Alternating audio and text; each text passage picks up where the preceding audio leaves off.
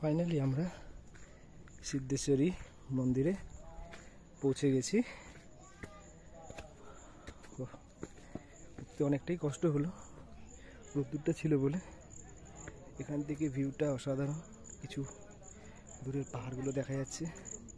এই সেই নিচের পাহাড়টা, উঁচু পাহাড়টা।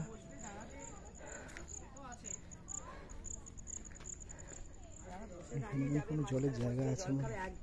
সারা দিন ধরে তারা যাবে কেদারনাথ একদিনে।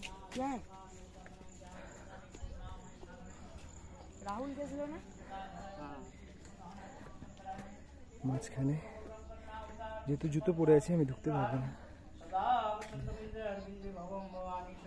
পুজো দিচ্ছে।